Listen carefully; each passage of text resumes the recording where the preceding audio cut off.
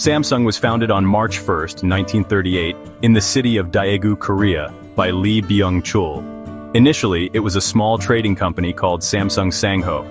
The name Samsung means 3 stars, symbolizing greatness, power, and eternity. In its early years, the company focused on exporting food products, such as dried fish, rice, vegetables, and noodles, mainly to China.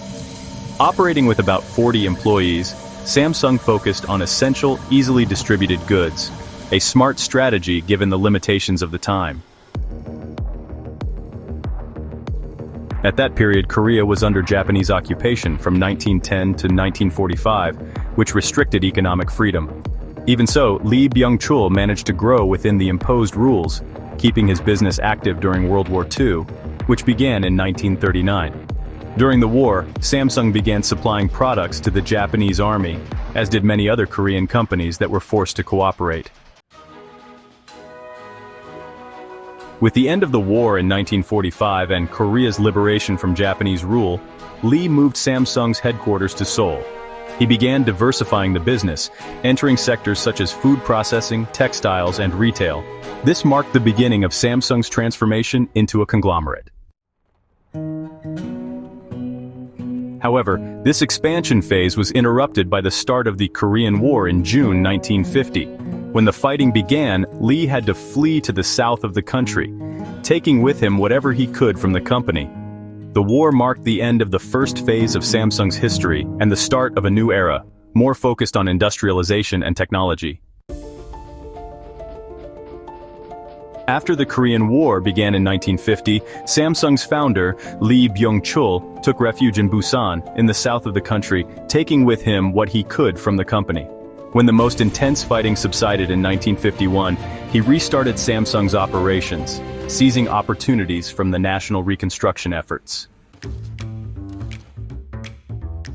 During the 1950s, Samsung transformed from just a trading company into a diversified conglomerate. In this period, Lee Byung-chul founded and acquired several companies in key sectors for South Korea's development. In 1953, he founded Cheiljedang, a sugar refinery, a milestone as one of the country's first modern food industry plants. The company also produced instant noodles and other basic goods, helping to feed a population recovering from war. In 1954, Lee founded Cheilmojik, a textile factory located in Daegu. Cheilmojik became one of South Korea's largest textile firms and a symbol of the country's post-war industrialization. This unit produced large-scale fabrics, helping to replace imports and generate local jobs. Throughout the decade, Samsung also entered the following sectors: insurance, with the founding of Samsung Fire and Marine Insurance; banking and logistics, and domestic and international trade. This diversification strategy was essential in an environment of economic and political uncertainty, ensuring multiple revenue sources and protection against crises. In 1961, a military coup led by Park Chung-hee established a new government that would radically transform South Korea's economy.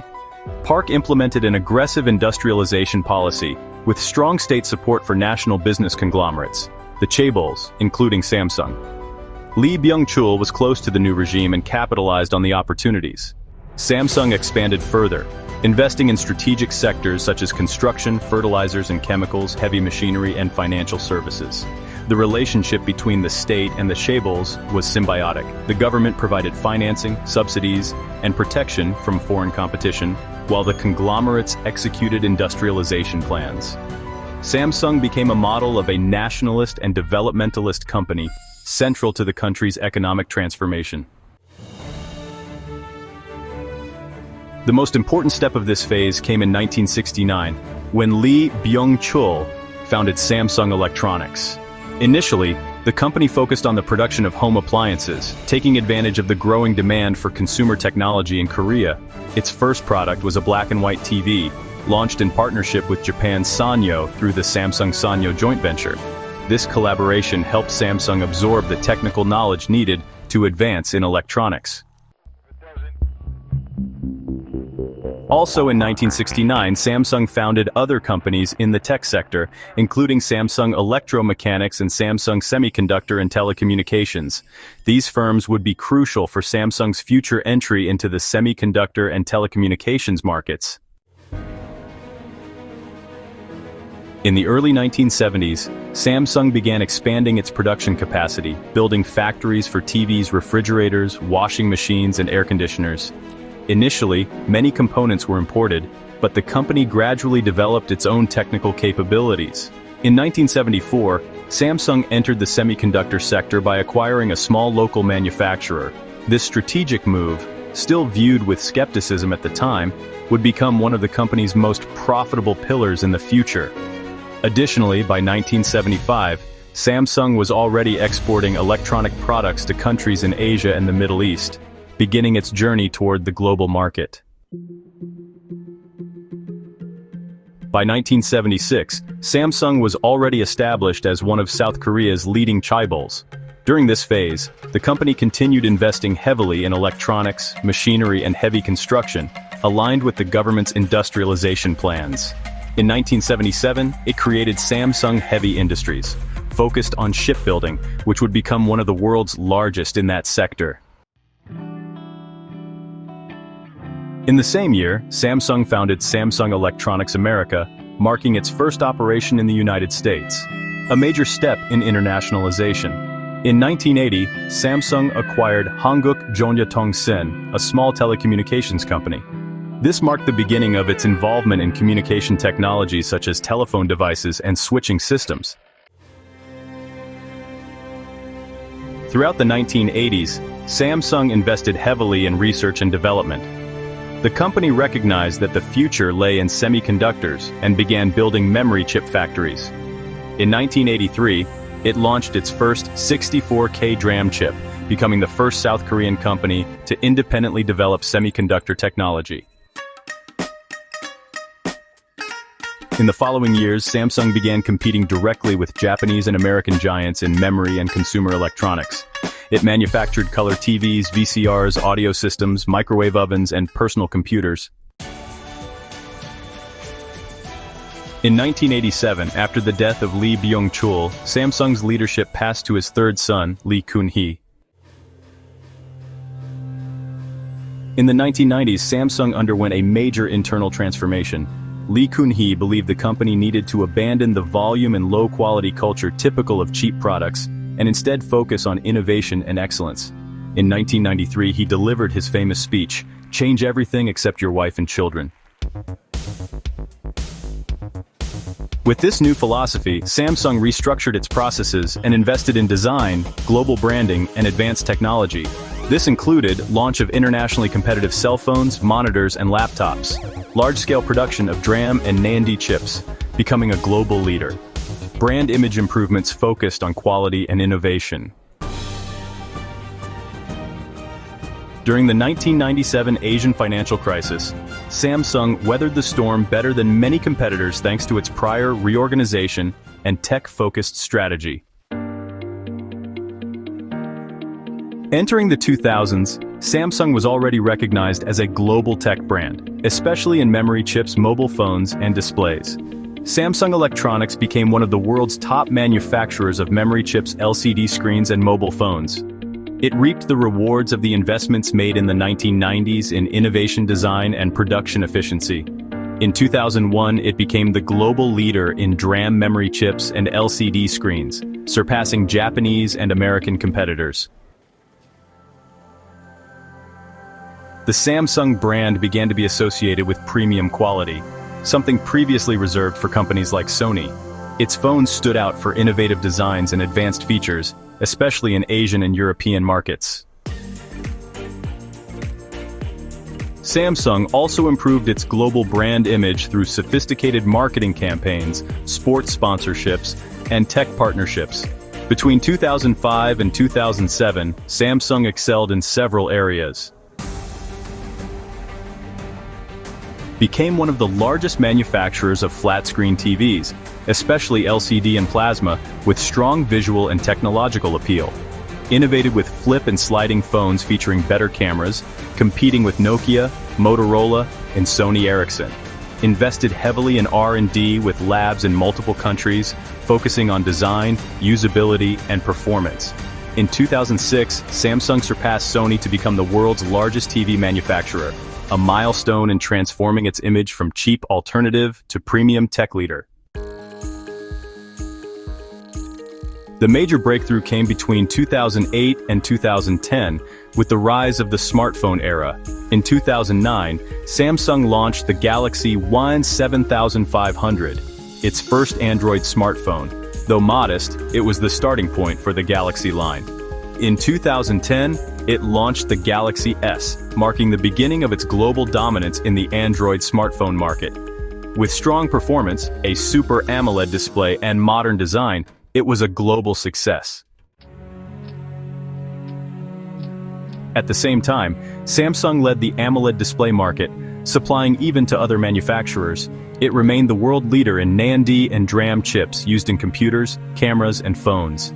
They expanded their R&D centers, factories, and subsidiaries worldwide, consolidating themselves as a tech empire. From 2011 onward, Samsung became Apple's main rival in the smartphone market. In 2011, it launched the Galaxy S2, which sold millions of units and solidified the Galaxy line as a benchmark in Android devices. In 2012, the Galaxy S3 achieved global success, reinforcing Samsung as the world leader in smartphone sales. Samsung innovated in screen size, custom interface, TouchWiz, and features like multitasking, gestures, and advanced cameras. It also expanded its line of tablet smartwatches like the Galaxy Gear and strengthened its position in AMOLED displays, even supplying Apple and other brands. In 2014, the Galaxy S5 had below expected sales. Samsung was criticized for too many pre-installed apps and lack of visual innovation. In 2015, it revamped its strategy with the Galaxy S6 and S6 Edge, introducing glass and metal design and curved screens, a turning point in design. But in 2016, Samsung faced a crisis with the Galaxy Note 7, which had overheating and explosion issues. The model was recalled globally, causing billions in losses and damage to the brand's image. Despite that, Samsung maintained leadership in smartphones and remained a key supplier of memory chips, displays, and processors to several companies. In 2017, Samsung bounced back with the Galaxy S8, praised for its infinite display design and performance. In 2018, it launched the Galaxy S9 and remained dominant in the premium segment with the Note series and the Galaxy A mid-range lineup. In 2019, it unveiled the Galaxy Fold, its first foldable smartphone, entering a new segment. At that time, the company also advanced in 5G technologies, AI, IoT, and QLED smart TVs, solidifying itself as an innovation leader. During the COVID-19 pandemic, Samsung showed resilience, maintaining semiconductor production and leading the global Android smartphone market. It launched new generations of its foldable line, such as the Galaxy Z Fold 2 and Z Flip, becoming the world leader in foldable phones. It continued leading production of DRAM, NAND, and OLED panels, including for Apple. Samsung also invested in sustainability, using recyclable packaging and eco-friendly components. From 2023, Samsung entered strongly into embedded artificial intelligence, as seen in the Galaxy S23 and S24, with a focus on cameras, productivity, and security. It expanded the manufacture of advanced chips using 3-nanometer lithography and invested billions in new factories in the US, South Korea, and Germany. In 2024 and 2025, it launched Galaxy models with full generative AI integration, challenging competitors like Apple, Google, and Chinese manufacturers.